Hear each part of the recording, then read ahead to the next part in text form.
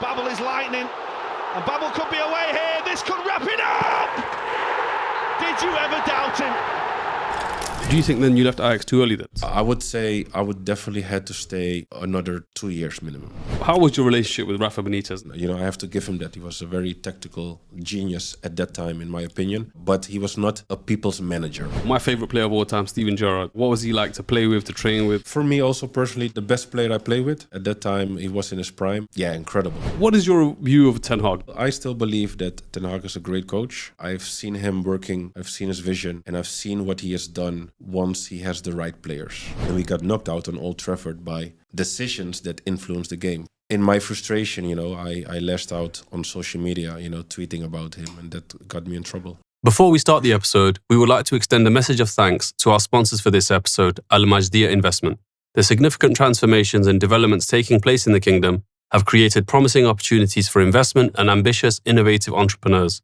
Our partners and sponsors for this episode, Al-Majdiya Investment, are accustomed to seizing these opportunities, enabling entrepreneurs and companies to grow and succeed, and contributing to building a prosperous economic future for the kingdom. Yeah. Today we have with us former Ajax, Liverpool, Besiktas and Galatasaray and Holland International, Ryan Babel. Welcome. Thank you. Thank you for having me. Welcome. Thank you. First question, bro. So what's the plan now, Amazing. like financially? Like, obviously you're leaving football, so what are you going to do? Yeah, I must say I've been very entrepreneurial very early on in my career already. That was part of the criticism that have haunted me, I think, in my career for, you know, people or football fans, media, not finding that I was 100% focused on football. I was doing a lot of other stuff as well. Yeah. I do believe with the right time management, there is a balance. And I would advise, you know, football players already to start think about their future and getting involved and educating themselves on other stuff. And that was one of the reasons why I personally did it. Like try to make, you know, a plan for and have something ready for once that day would come. And yeah, one of the reasons now is like I'm doing so much stuff, you know. Amazing. And yeah, still trying to now find new life, basically, you know. That's very important, especially for young celebrities, athletes that's getting to they field. Yeah.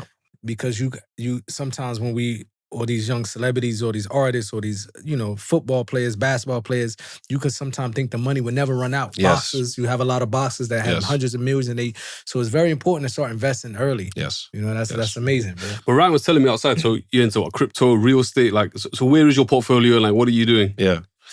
Yeah, no, well, so obviously real estate, I think, is one of the easiest ways to start investing. I think if you're, you know, it's not that difficult. You don't have to necessarily be a genius to understand real estate. Of course, you can make mistakes with real estate. So for the people who don't know, you can lose money with real estate if you buy the wrong real estate. However, I do believe that is the easiest way for an athlete to start. So that's how I started my investment journey.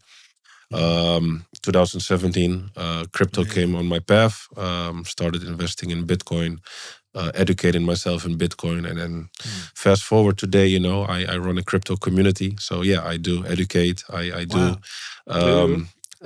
community, give man, guidance. amazing. Yeah, that's where we stand today.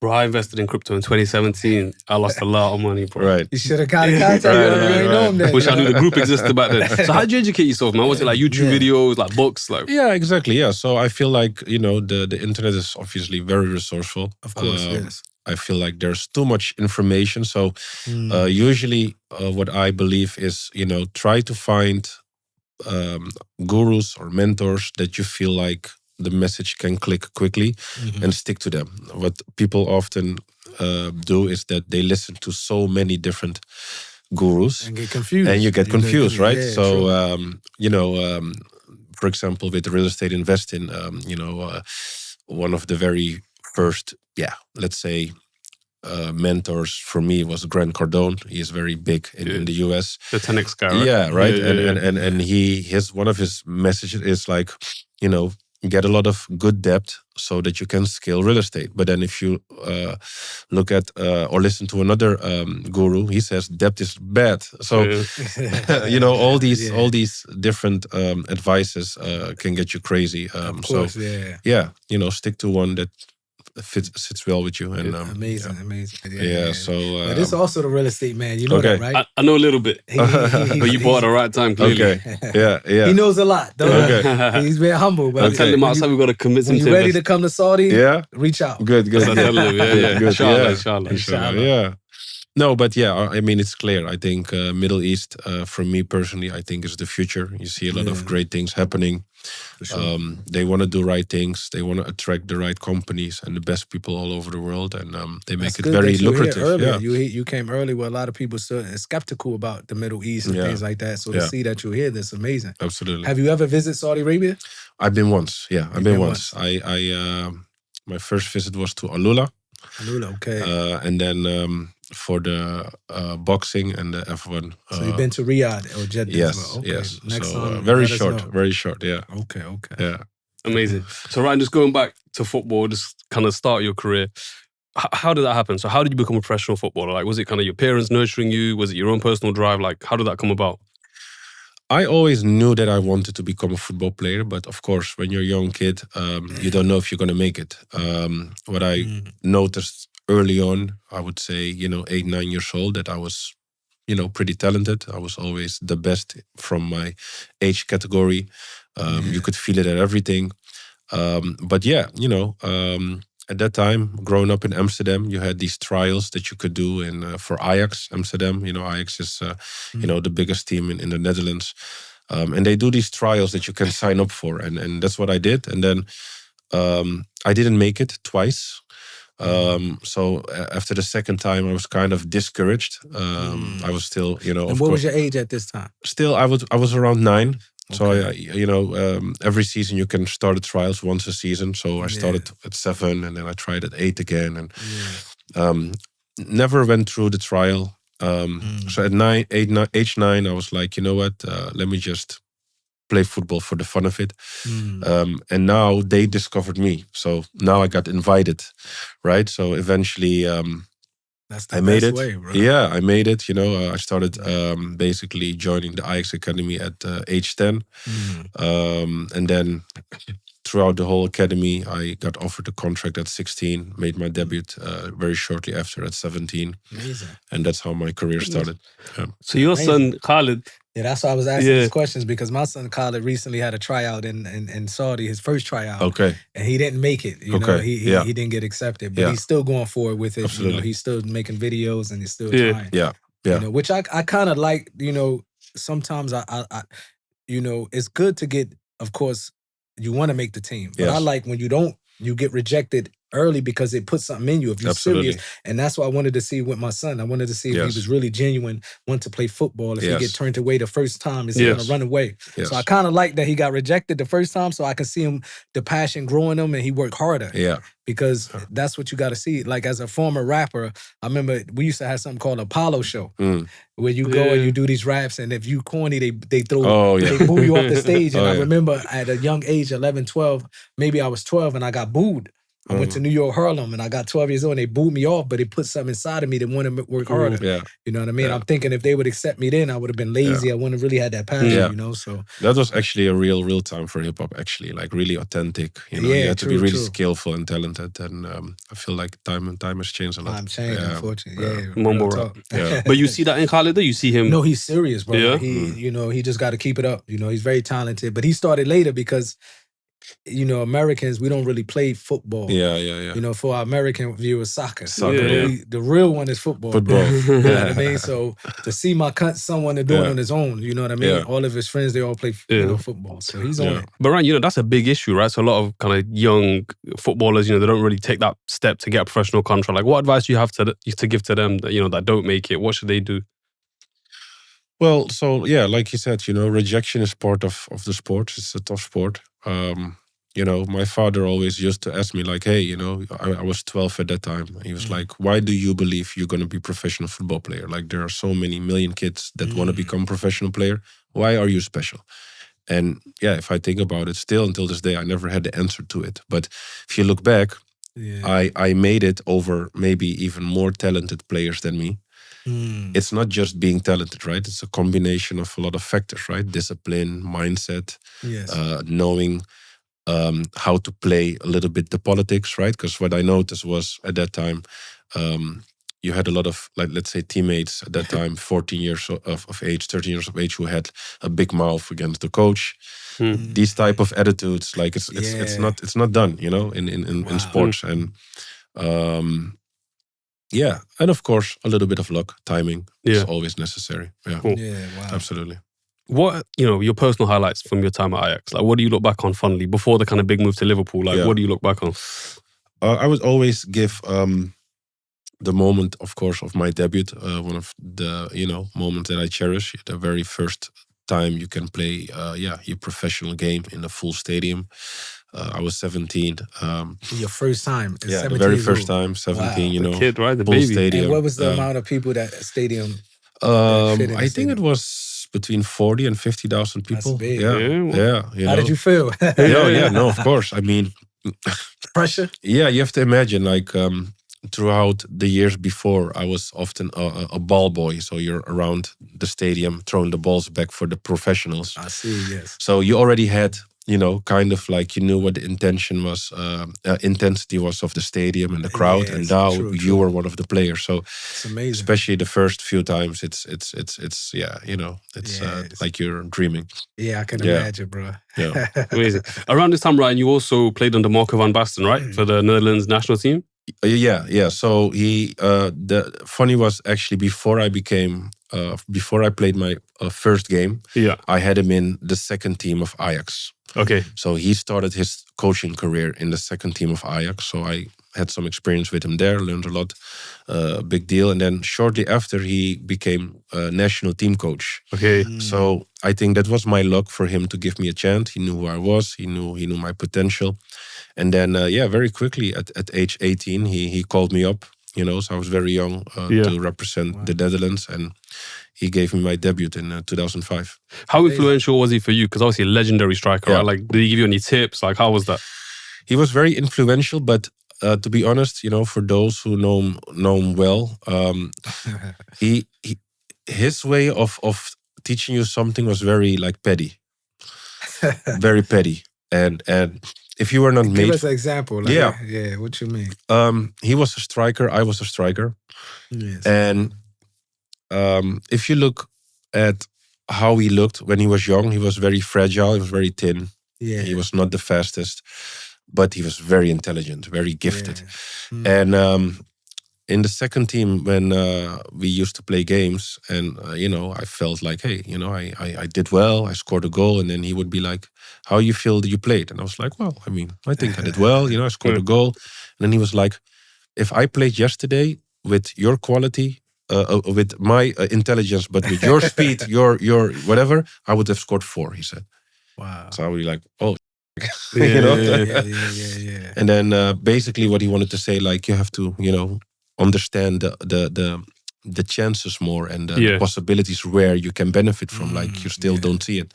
So he tried to push you in a way, but sometimes, like, it could sound harsh, right? The way he would try to nudge you, and you could tell not all players were ready for that type of feedback. But for me, it was always a drive, like, I tried to prove, coach is wrong. So yeah.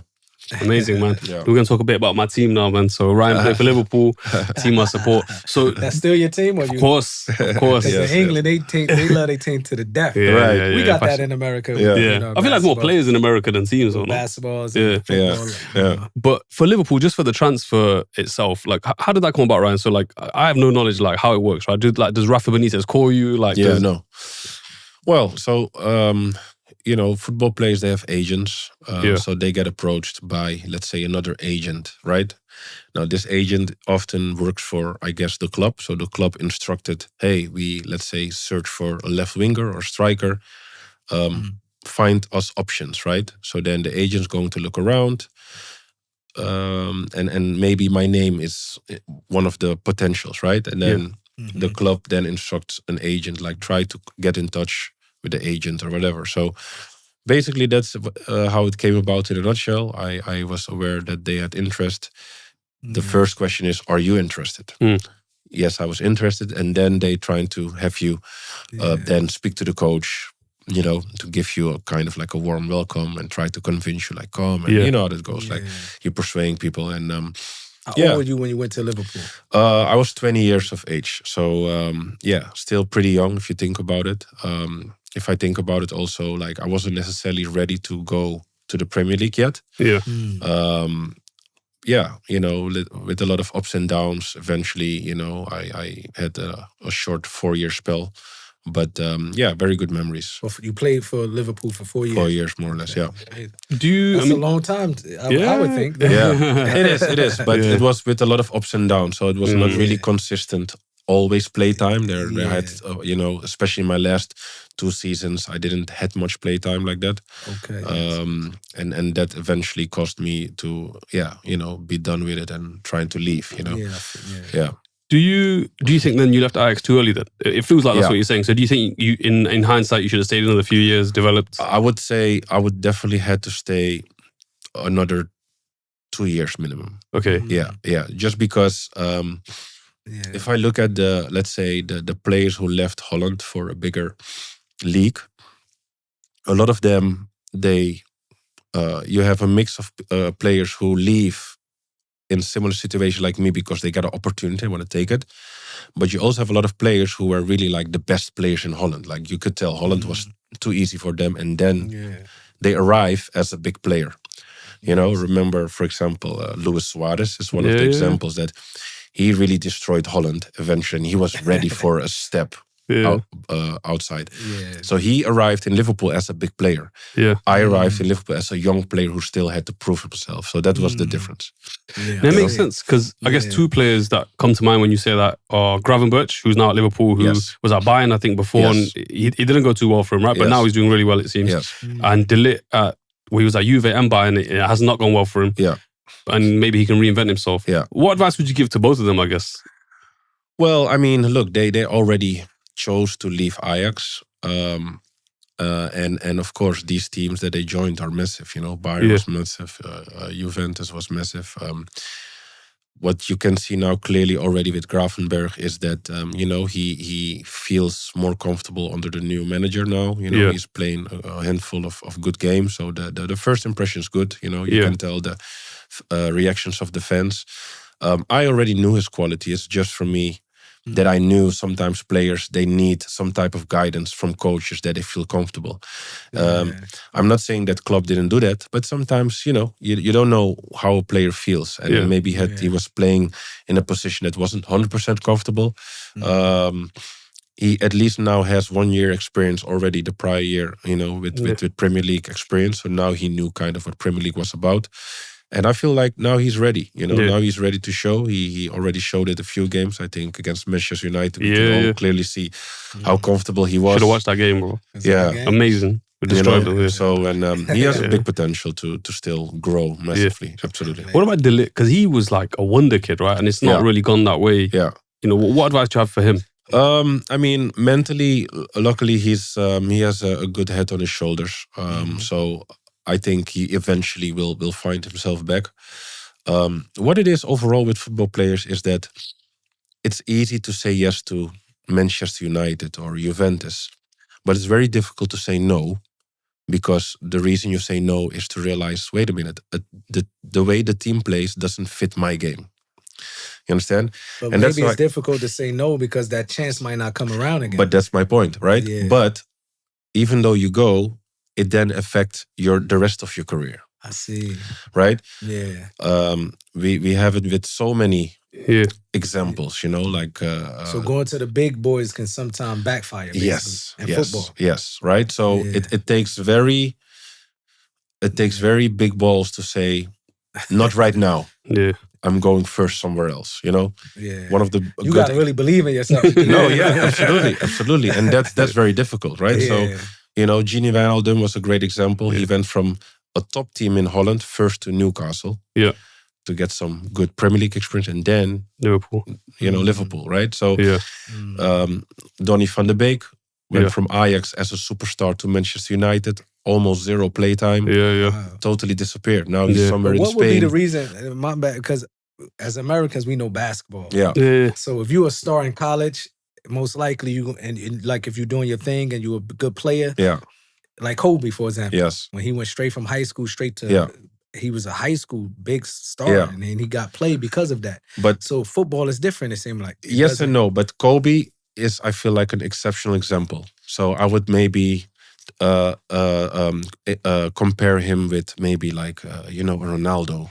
Or a Messi. But my question is for the Americans who want to learn, what would not allow these stars to get playtime when they go why don't they succeed? Yes. Why didn't Ligt succeed? Why didn't Donny Van de Beek push him if they know he's a big, star in one league and then he go to another league? He don't get playtime. No. So I mean, of course, we're ignorant. Sorry. Americans don't know nothing about football. It's fine. But that's the thing, right? So you can, like, let's say if you're in college, you can go to LA Lakers, right? Which is considered. Yes, of course. Already, like you're already at the top. Higher than that, almost there's not it.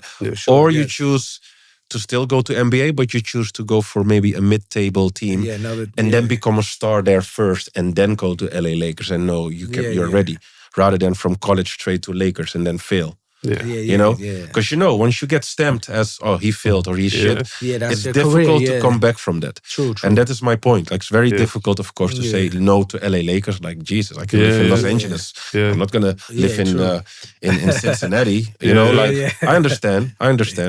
But that is if you're serious about your career and if you, of course, believe in yourself and I'm here to kill it.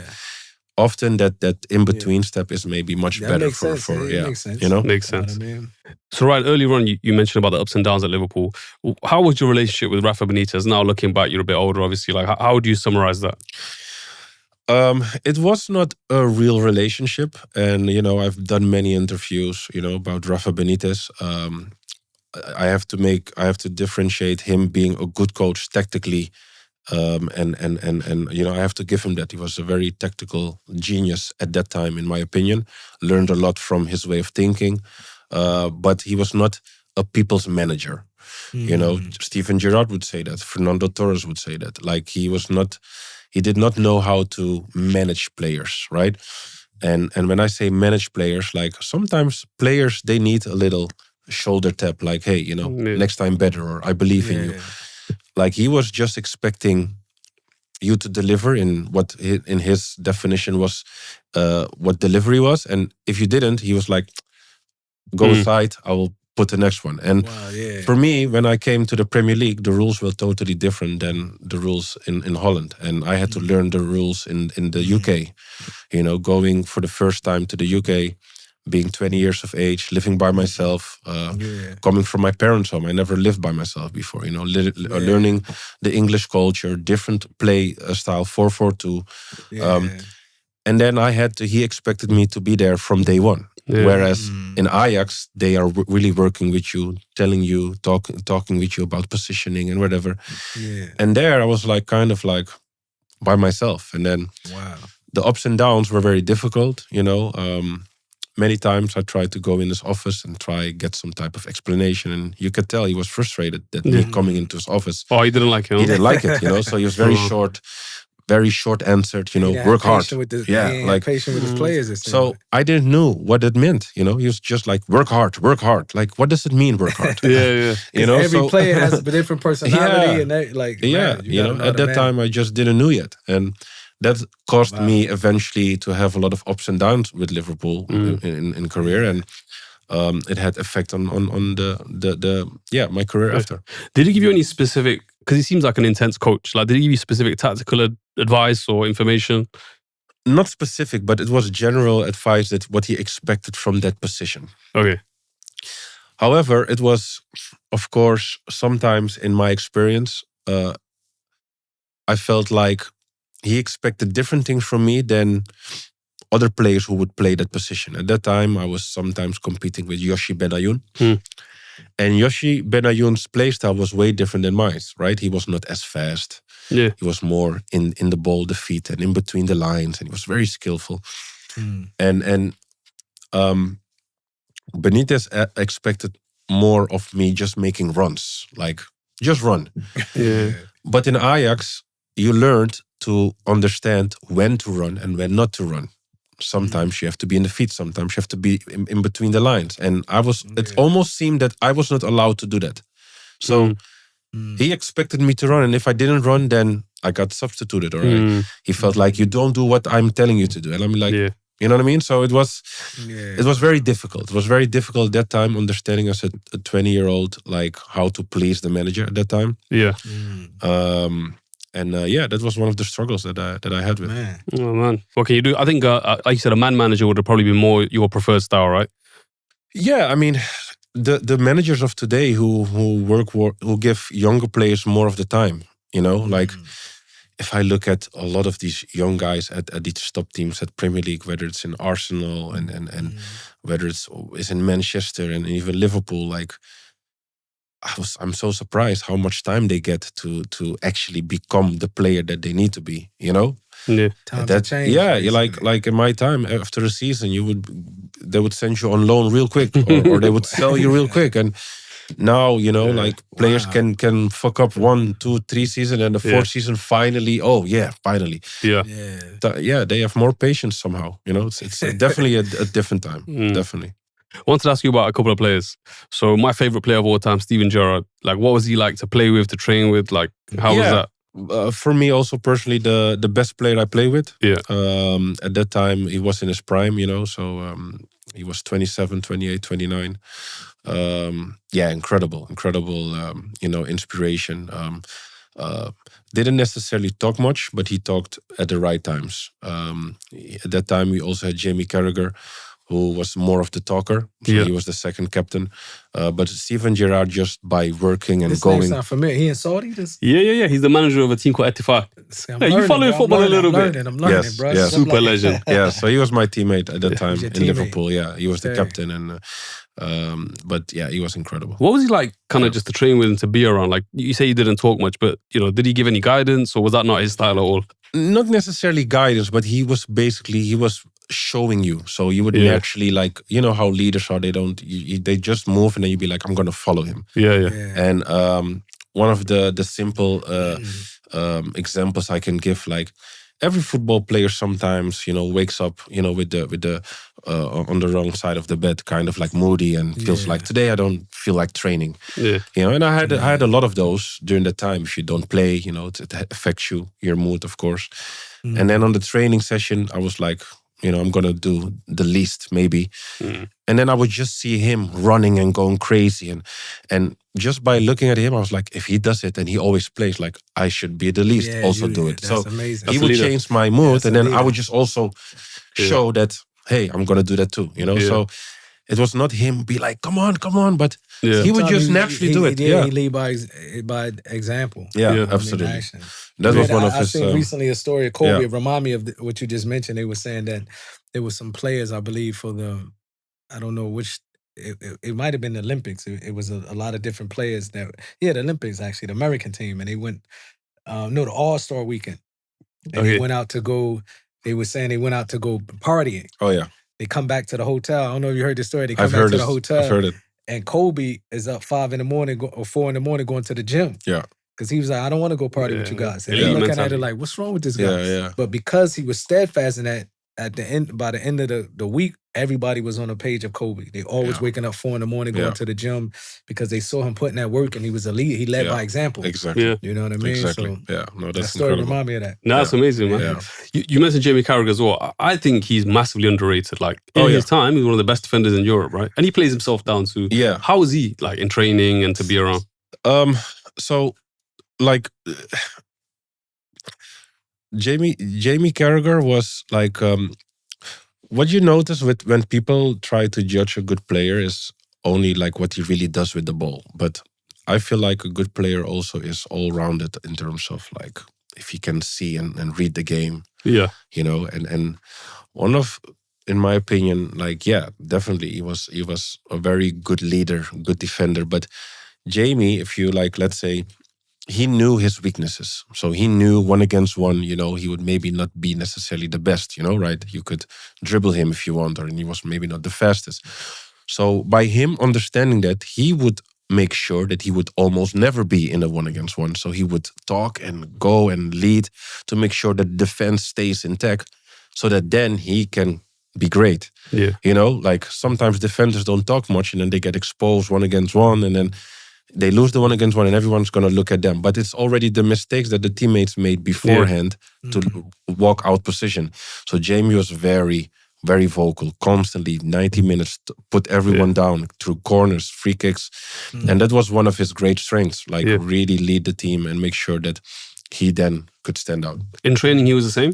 Very demanding? Yeah, very demanding, very demanding. Yeah, very demanding. And, also, even though he was very serious, he had also a lot of sense of humor. I think you can kind of see that already now, also with him being a pundit, going back and forth sometimes with Gary Neville when they are not agreeing on things. But definitely learn a lot from him. Amazing. Yeah.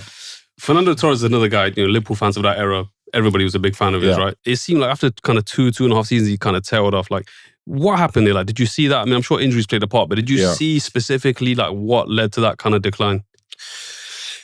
Maybe he had a lot of expectation in terms of winning trophies, and that didn't happen. And then maybe the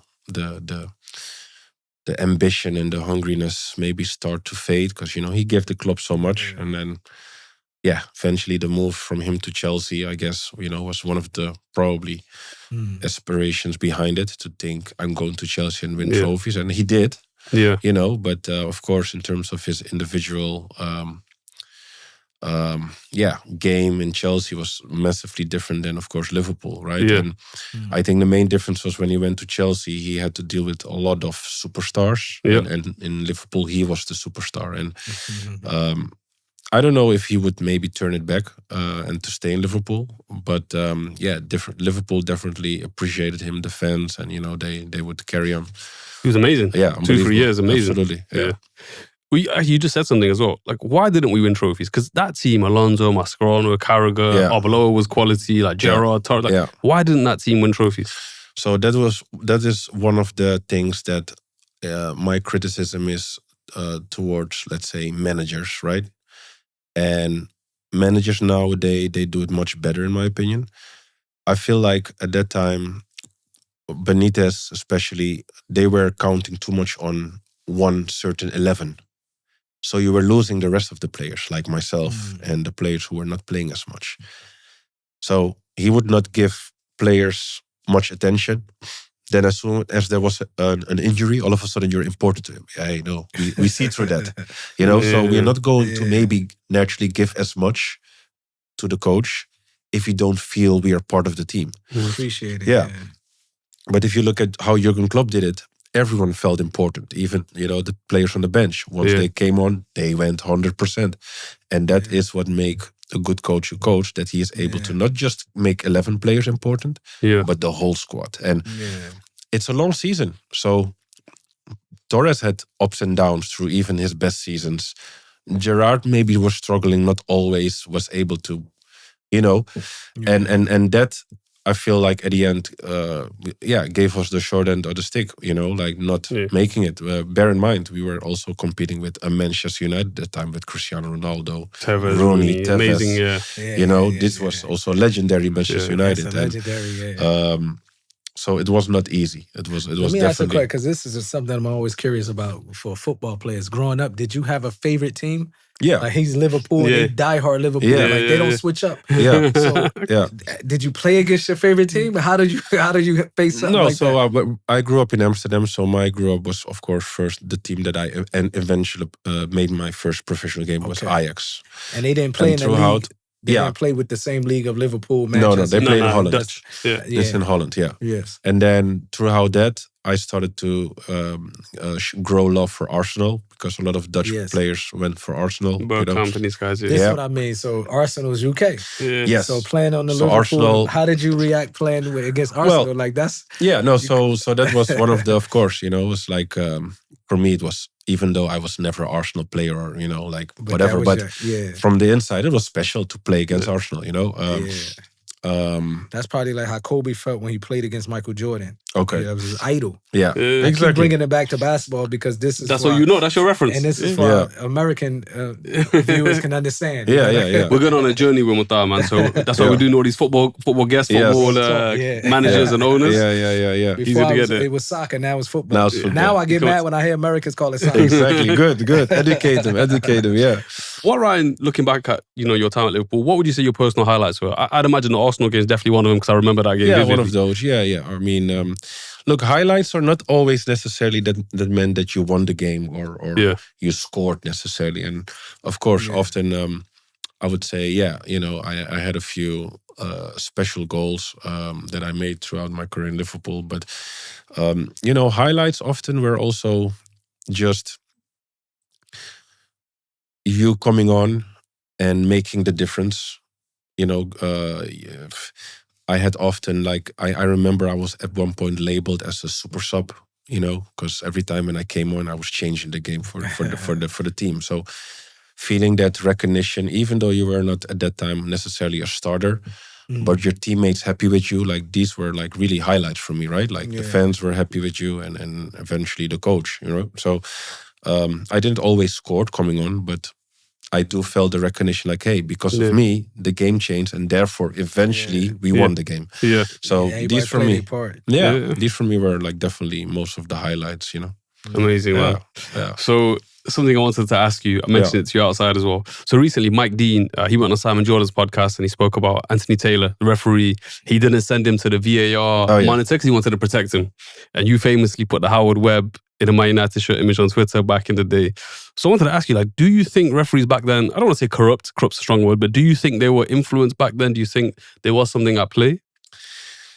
I've been in many different leagues and I've experienced many different referees. I always used to think and believe at the end of the day, referees are human beings. Yeah. When they grew up, they maybe were a fan of a team or idolized a certain player, And if now you have, as a referee, you are not allowed to be biased, you have to be neutral and whatever. But if I'm not mistaken, I think it's common knowledge that Howard Webb was Manchester United fan or really? Sir Alex That's Ferguson. crazy. If I'm not mistaken, I've read it somewhere. So that did not surprise me that eventually maybe he would sometimes or often whistle in their favor.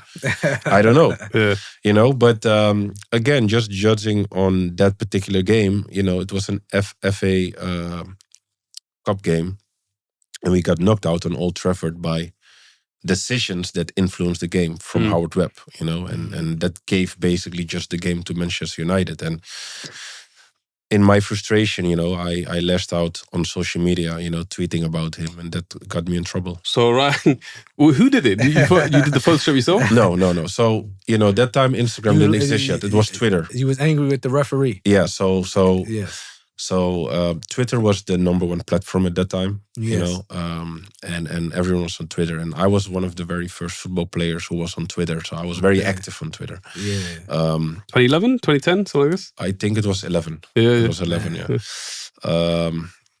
or even 10, if I'm not mistaken. It was 10, I think.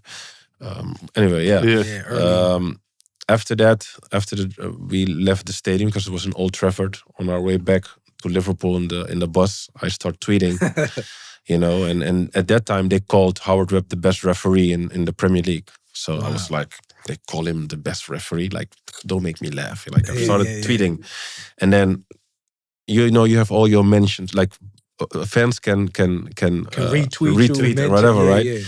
And somehow I saw a photo of Howard Webb in a Manchester United kit. So I took that photo. Because they dig it up, bro. If it's on the internet. I took that photo and posted it as an original tweet rather than retweeting. That was maybe my mistake. Okay. Yeah. So it seemed like I photoshopped. Yeah, they're gonna you photoshopped. Yeah, I photoshopped it. So I posted that photo, and it went nuts. It went viral instantly. And it was photoshopped though. It was photoshopped. So basically, he was Team Manchester. That's why of course, they won, right?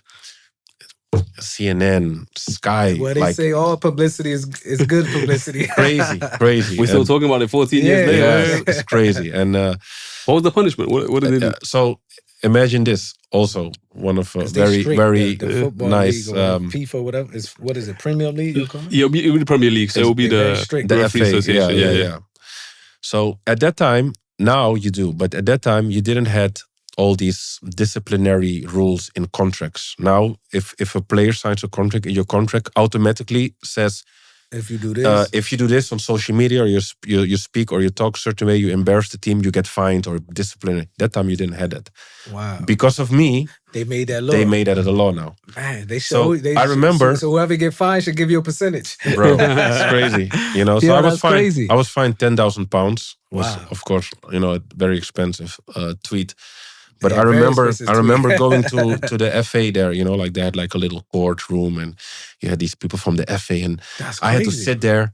And then they were really like four older men and they were really like, Ryan, this never happened before. So yeah, we had to talk amongst ourselves, like how are we, make an example out of you, right? Wow. So, I was suspended for, I don't know, like 1 or 2 games and then a fine and then, wow. Did you ever play a game and that same referee was refereeing in this game? Did you ever run into him again? I don't think so. No, because shortly after I left Liverpool. I see. But of course I had to publicly apologize and blah, blah, blah. Which makes sense. It's the right thing to do. Rafa say anything? At that time, by the way, Rafa was not the coach anymore. It was Kenny Douglas. Yeah, he just came as an intern. Interim. So it was around that time. He said anything, or he just kind of no, he didn't say anything. No.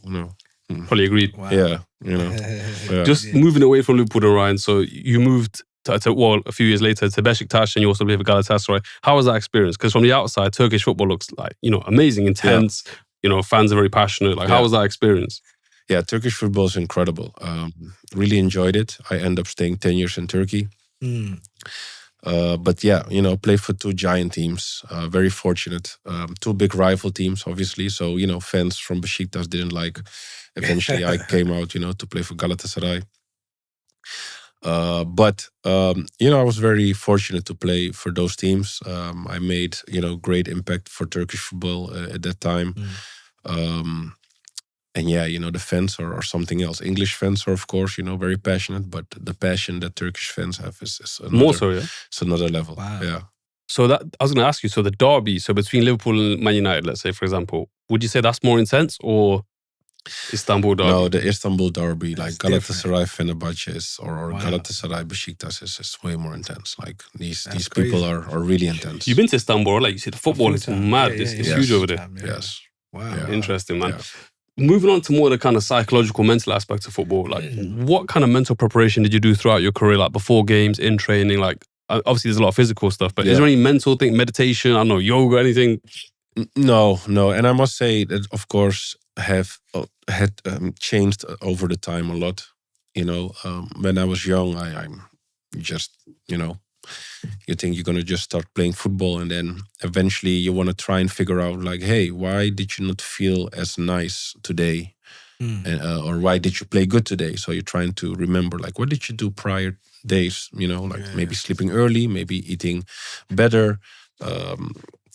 So I try to like memorize and see like, okay, so this is what I did in order to feel great, right? And then I slowly shaped my rituals in terms of like, so one of the things that I end up feeling and noticing was like, I couldn't eat steak 1-2 days before a game because it made me feel bloated and heavy. And then in games, I wouldn't feel fast and like quick. Yeah. So, and I end up, I think from like age 25, 26, discovering like, no, I need to eat light. I need to eat light. Not a lot in front of before the game, like in the morning. Let's say you have an evening game. Okay, in the morning you have a good breakfast. With lunchtime you eat a proper meal, but then usually you have another meal right before the game. That's where a lot of players would like eat a lot. I would then eat very light because I would feel bloated a lot of times. Wow. Interesting, man. What about like challenging moments in your career? You referenced a few at Liverpool. I'm sure, throughout your career, maybe, Fulham, Hoffenheim, you was at different clubs. Were there challenging moments there, and how did you deal with them? One of the biggest challenges was for me going from Liverpool to Germany, and more so an ego challenge, because I now respectfully went to a team that was just an average, mid-table team. So growing up in Ajax, always in the spotlight, always have so much PR and media attention. Liverpool, same thing. And now you went to Germany, where the attention was way less than I was used to. The attention, just overall, people at that time, the media was not writing as much about me anymore, like before. And that was, it would bruise your ego at that time, so because you would still feel like, hey, I'm Ryan Babel, like, what's going on? Like, nobody cares anymore, right? So that was one of the challenges that I had to deal with. I must say that at that time in Germany made me eventually an overall better player, because this was the very first time I played for a team that don't 90% have the ball anymore. Now you're on the opposite side. So now for the first time, you experience what it feels like to be the underdog. Wow. Way more than, the favorite of two teams. Harder. Yeah. So now it's like, what are you doing if you don't have the ball? How can you still be of value for your team? So I had to learn, and I learned that throughout my career in Germany. That's probably like similar, like, I guess when Tupac died, like, you're then now not as prominent, right? Like, what do you do then? How do you deal with that? We, I kind of understand them, because we went through that. We went from being on, Pac, the #1 selling rap artist, and when he passed away, like, he was setting our career up where it was going to be next level. He's about to buy a compound. Yeah. All of us was going to have a house. We had this plan. And then a couple months later, everything just went to pieces, So we had to bounce back and then we went through a lawsuit with Death Row. We were signed to Death Row Records, went through a lawsuit, in and out of court for like a year. That took, in rap, you got to hit it when it's hot. So Pac died. The last thing he was speaking about is the Outlaws. You got to come out then. Yeah. The longer you wait before you drop an album, the less anticipation you're going to get from the fans, It was a struggle. Then we went independent, We had to go independent. So I kind of know exactly where you're coming from. I was that time with Death Row, the character, crazy. But how was it really from the inside? Like, the inside, I'm surprised it lasted long. The way I'm surprised it lasted that long. Okay. Because it was bound to crumble. I think Pac was like, what's that game where you put the jingle? Okay. Pac came, he was the last jingle, because Pac, he was a very intelligent person, but he was hot-headed. Okay, yeah. Suge was hot-headed. It didn't match. Okay. You know what I mean? Pac needed someone to be like, you got to balance him out, because he coming from getting shot. He ready to go war with East Coast. He needed somebody to say, like, let's calm down. But unfortunately, when he got to Death Row, Suge wasn't like that with Snoop. He wasn't running around with Snoop. He felt like Pac was a little brother, that they was on the same page. Let's go burn the world down together. And that's why it collapsed, because you needed that balance. You know what I mean? And could you see, like, at that time with Snoop and maybe Dre, that even though they were team Pac and whatever, that they felt like, hey, like, this is not our agenda, kind of. They definitely had to pull back, because Dre was smart. He was ahead of the game. Yes. Because I remember seeing him coming less to the studio. At first, Dre wanted to hit him up. A lot of people don't know that. He was ready to produce Hit 'Em Up. He was like, man, let us produce that. He wanted to be part of that East Coast, West Coast war. But I guess when it did come out, he started to see the aftermath of it, Dre was like, man, I got to get away from this. You know what I mean? Snoop also, what probably protected them is that they had their own little crew. Dre was different. You know, he had people on Interscope that was really backing him. Snoop had his own crew, so he couldn't really mingle with Suge like that, because Snoop was a Crip. Yes. Suge was Paru, like they blood, so they couldn't really go. Pac was neutral. You know what I mean? So he was able to really fit in. But they started to fall back. But when Pac died is when everybody really started leaving after. Snoop left, the Dog Pound left. And it was one of them things that I'm surprised it lasted, because, Suge had a $300 million company.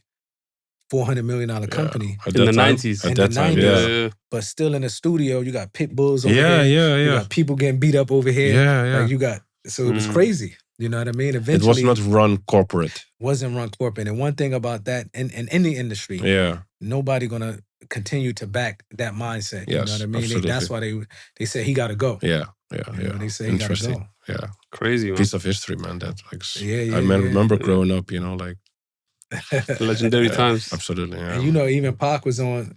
He was on death row only for 11 months after he came home from prison. Oh. He was alive only for 11 months. So feels all like of that years. stuff, he felt like years. You know what I mean? Wow. Incredible. Crazy. Ryan, what about dealing with like nerves and fear? So, you know, you're going out as a kid, you're going out 50,000 people. Even when, you know, you're getting older, you're playing Champions League, quarterfinals and things like that. Like, what is that like and how do you manage your... that's true because I want to know that because we come from that lifestyle as musicians. Yeah. Unfortunately, we alter our mindset. In order to go into a coliseum, we take our mind somewhere else. We might drink, even though I don't do that stuff now, but that's how we prepare. An athlete got to be clean. Yes. So it's nothing to help you face that. You know, how do you deal with that? Yeah, it's different situations and circumstances. It's not always the same because if you are in shape, you feel good. You know, you played well the past few games. You come in and you're confident and of course there's like, you know, maybe little a healthy anxiety, like, hey, you know, like another game, you wanna try and do the same and deliver. But then as soon as you're on the pitch, it disappears because like after the first few touches, after the first few touches, especially if they're good, you're in it. What about if the you go to play a team and everybody in the crowd booing you? Yeah, no, but that doesn't affect you if you're not, like I said, if you're in good shape, if you're feeling yourself, you're playing well. It's actually boosts you more. It motivates you. Yeah. The difficult part is when you're not feeling well. So I had moments where 1-2 games it didn't go as well. Yeah. Criticism start coming. Or you know, like you see people like the media writing, and now the third game, now you have to prep for the third game, and you're gonna overthink. Like last 2 games, they were saying this, they were saying that. You're trying to make sure you're not putting yourself in the same situations again to mess up. So in the beginning, the mistake that I made was to try and do overly my best, more than I should. Yeah. And that's where you even more. No. So what did I learn? Actually is like, no, go back to the basics. You know, control, pass, and focus, move, you know, try to help the team, you know, work hard. Keep it simple. And then slowly when you feel like, okay, now your team is doing well, maybe you're scoring, your team's scoring first, you're getting more confidence. Now you're slowly growing into the game. So you can work yourself into the game and then build from that. But often guys who maybe like mess up, they from day one, like you have it now, for example, with Anthony at Man U. Like every time it's getting worse, you're trying to do the most. To think, to show like, I'm Brazilian, I'm good. But no, like relax. Like do the basics first. Make sure that we can trust you and then we can, you know, he does the basic things well. Yeah. And then from there, slowly you start building. Step by step. You know, and that is one of the things that I had to learn throughout my career. Like, but it's sad there was no one around you to tell you that at the time though.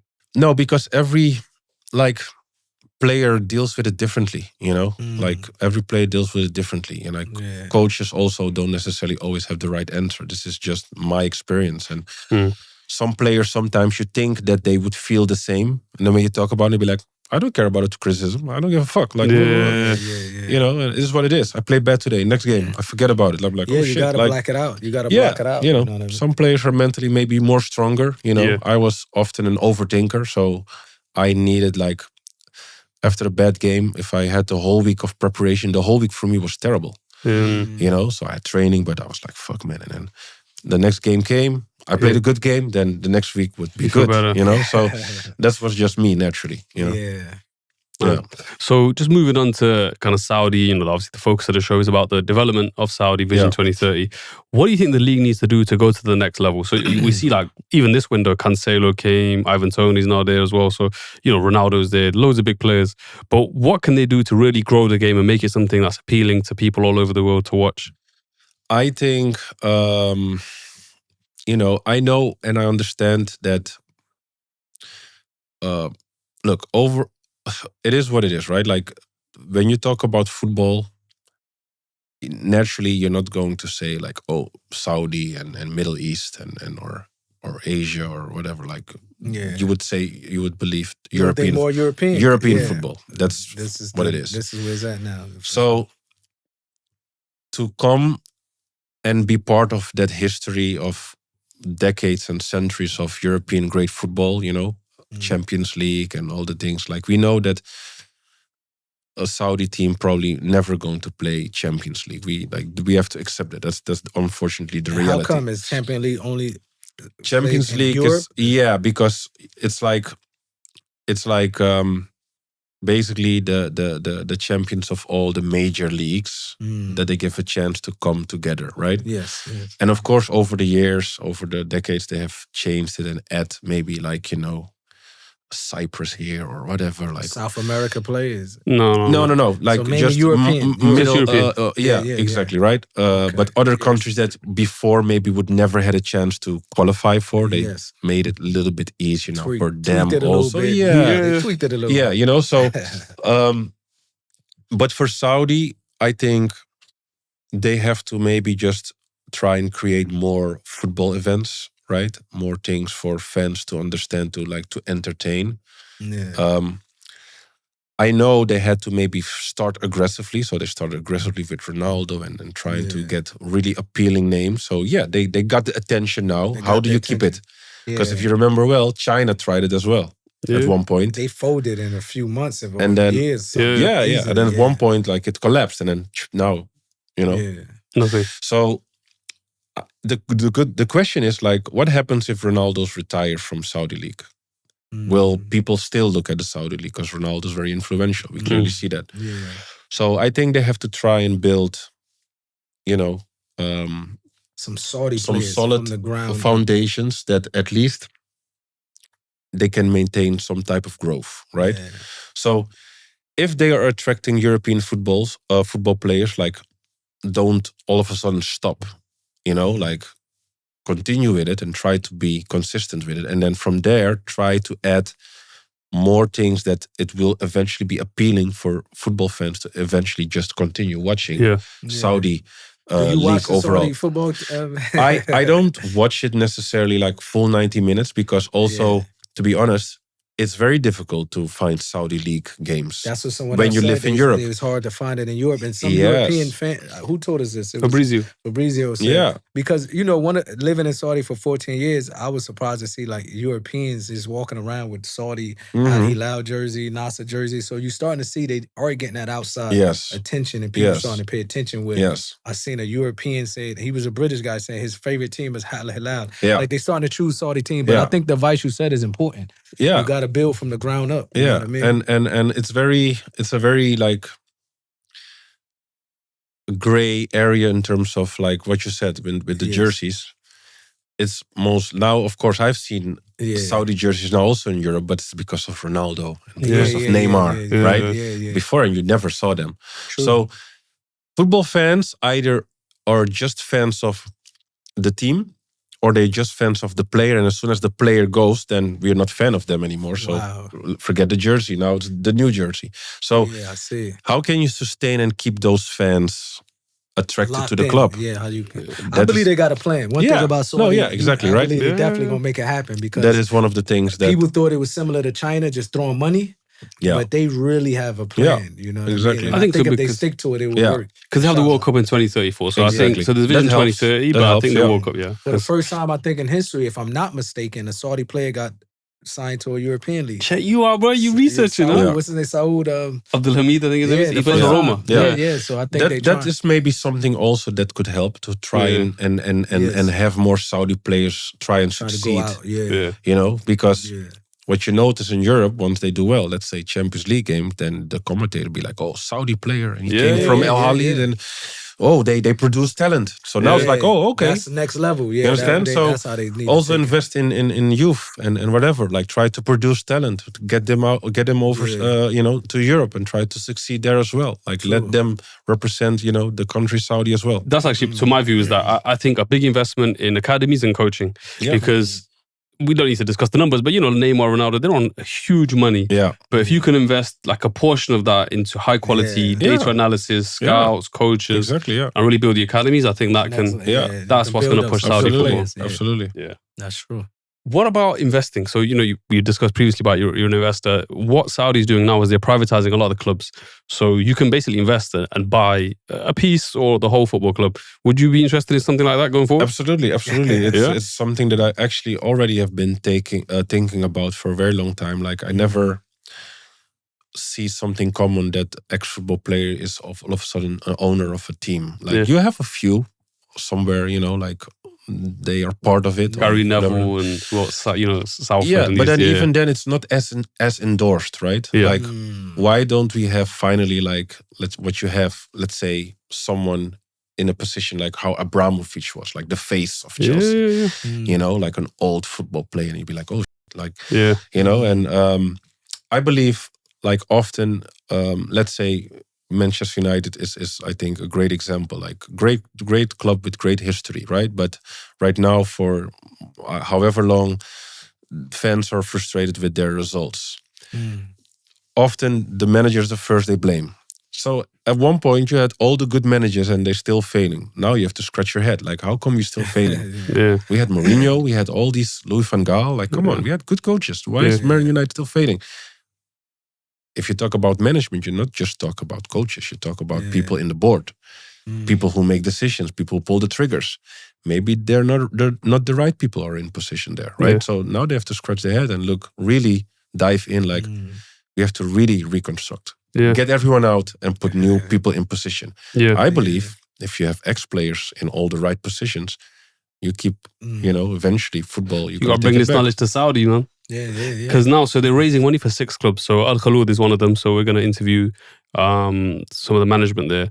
But to me, I think that's something that, someone like you or somebody, ex-players could do, come and bring that knowledge of scouting, director of football, technical director, and really do something on a small budget. You don't need to spend 100 million, No, absolutely not. Absolutely not. Like I've seen how Ajax operates. So, I have a lot of insights, and Ajax have to do it with talent because they don't necessarily have the Manchester City money, and that's one of their rules and goals. Like try to produce 2-3 players to the first team every single year, and it's educating them from the ground up to be ready. It's amazing, and then they sell. That's their business model. So that's how they make money. It's amazing, man. Bro, honestly, that makes perfect sense.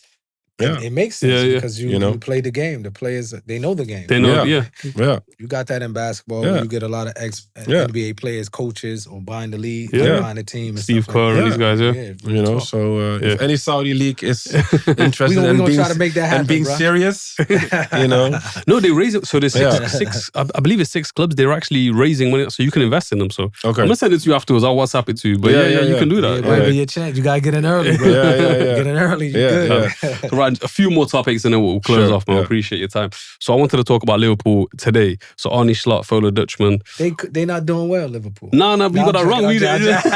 Yo, they really get sensitive. British people are sensitive over football. No, we do really good, bro. He's like, no.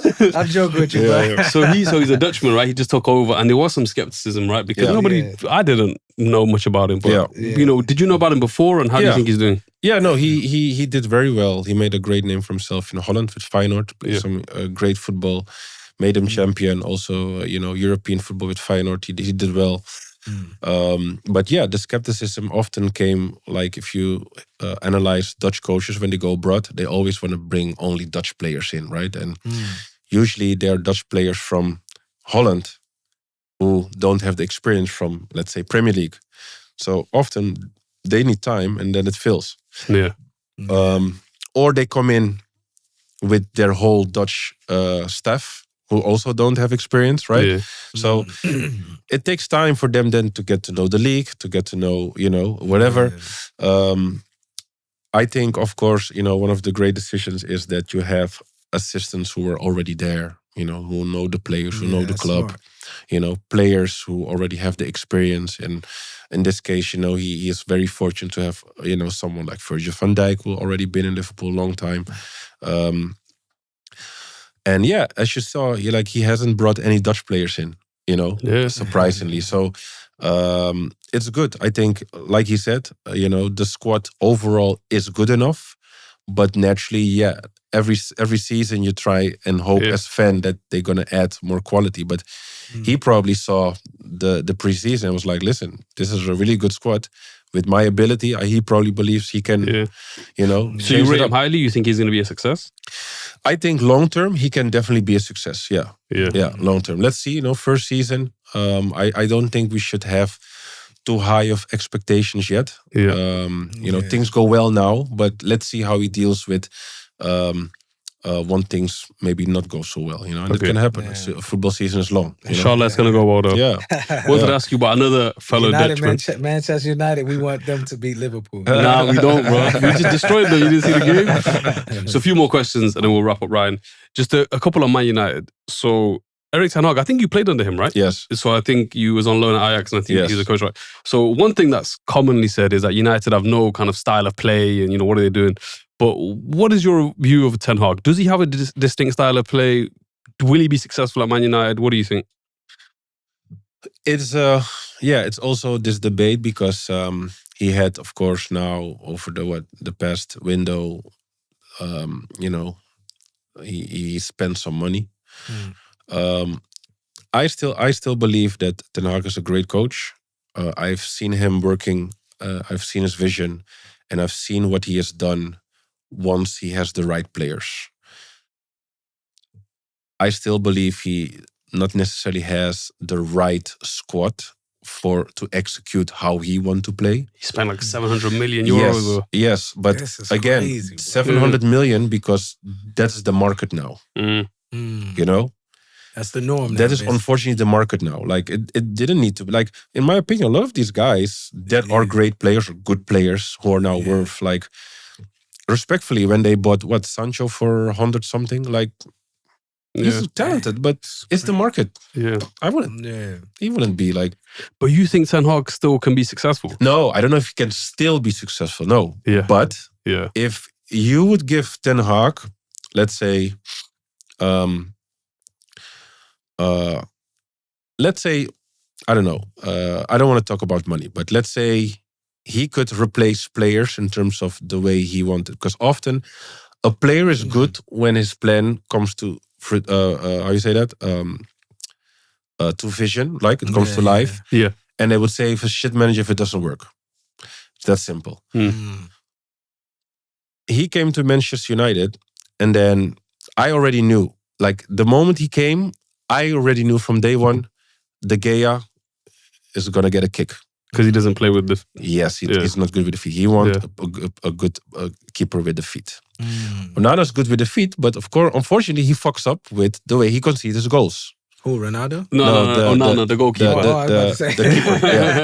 Yeah. So too close to Ronaldo. There's criticism on there. We'll have to edit that out. so then you had the Maguire thing and a lot of these, like players who he then wants to play a certain way, who cannot deliver to what he wants, how he wants them to execute his plan.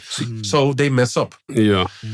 And to then, from there, let's say, again, I make things up. Yeah. He comes in and he sees, from the 25 players that I have, literally maybe only 6 players can do what I want. So I have to replace 18 players before I finally can show.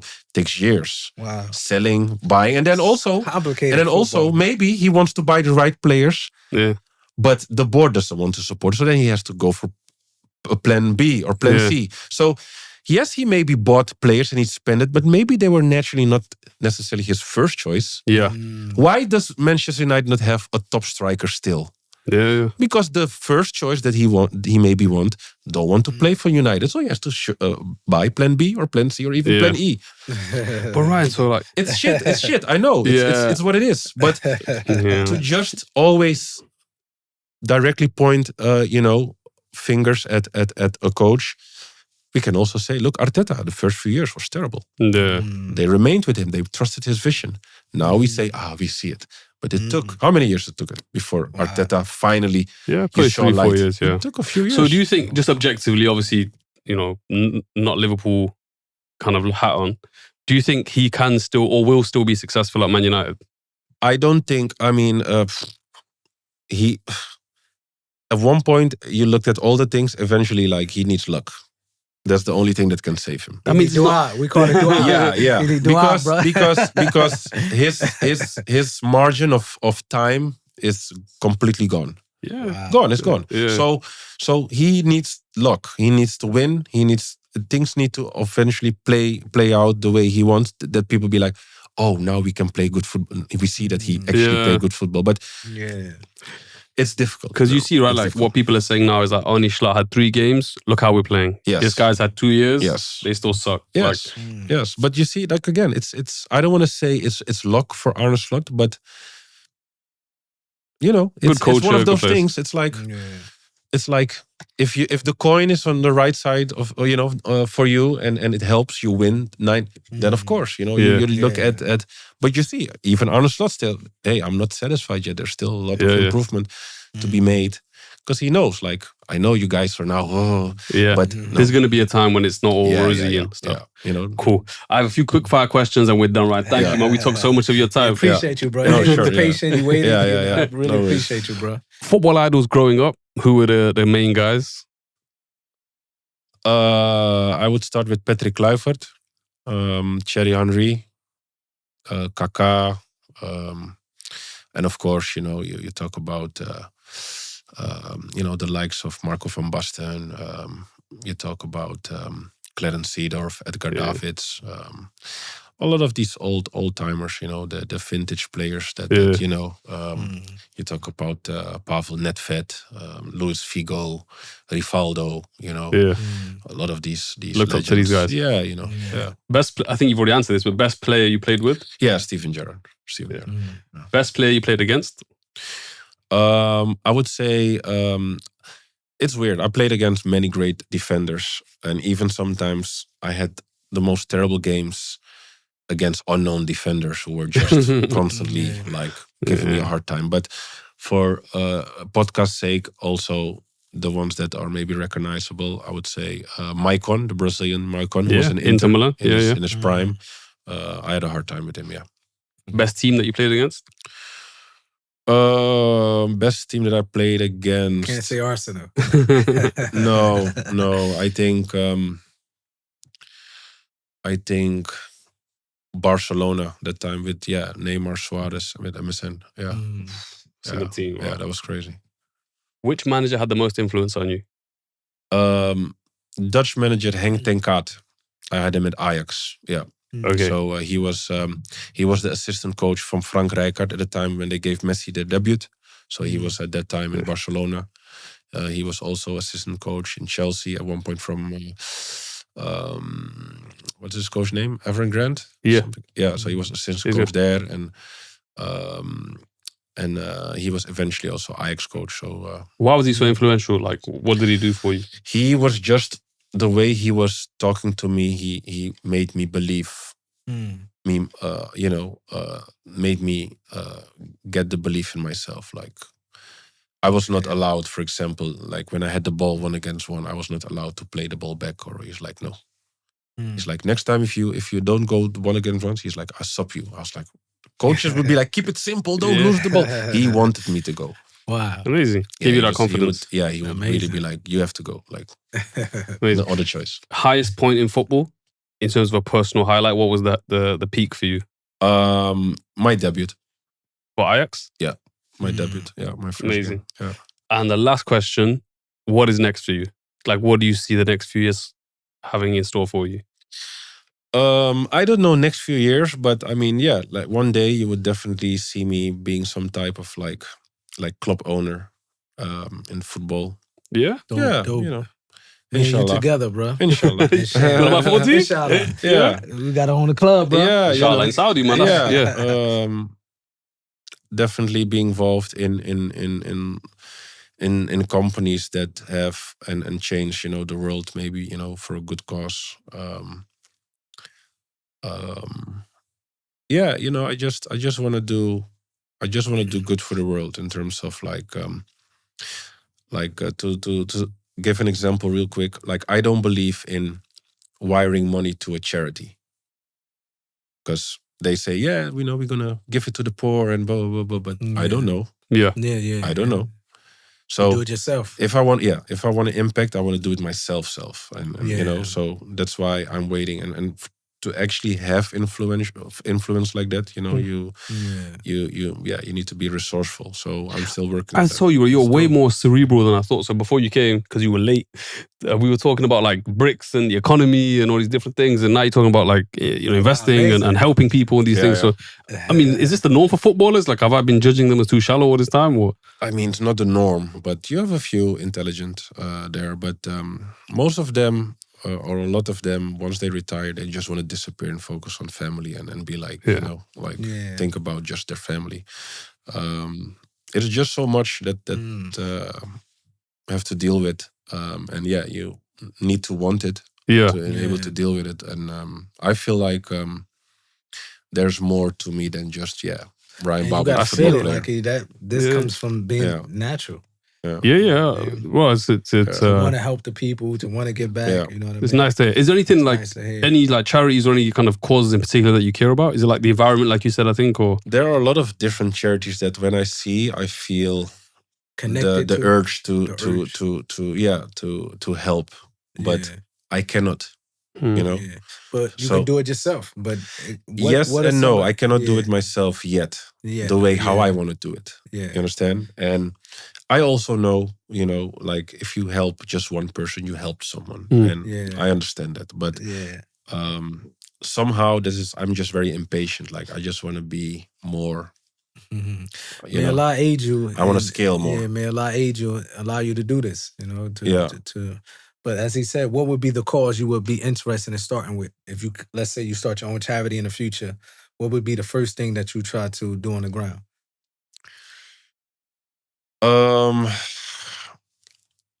The first thing. Like some people. It depends. It depends. I feel like a lot of these things are very important for me. You can talk about like just as simple as a lot of these kids who, let's say, their parents are kind of neglecting them, and therefore they choose the wrong path. Giving back, starting in the inner cities and stuff like that. But it can also just be as simple as, you know, giving the fair and right education to certain category of kids that never ever going to have that certain education. You know, like it's amazing, bro. It's giving back deep. is important. It's a lot. Giving back is important. You know, so may Allah aid you on this. Allah help you know, can be things in football like teach the Americans how to play football. But no, there's a lot. And that's why there's so much. You know, true. There's so much. But that's amazing that you have that intention. And inshallah, you know, it comes to life. Inshallah. But that's it, man. Thank you so much. Thank you again, man. Thanks for being patient. I'm usually always on time. Usually Shats be the one a little late. I'm always late, bro. He got here early. I was late too. So Ryan, I'm so sorry, but traffic in Dubai is nuts. Now. What's going on in Dubai? No, appreciate you, bro. Thank you, man. Really. And we got to invite you to Saudi as well, man. Okay, man. Coming. You got to come visit, bro. Absolutely. You know, me and my partners, we got to. Have you ever had smoked barbecue, American style, barbecue ribs, brisket? I mean, Come to Saudi. We got one of the best on this side of the world. All right, cool. We got you, cool. Bro. Yeah, thank you. Appreciate it.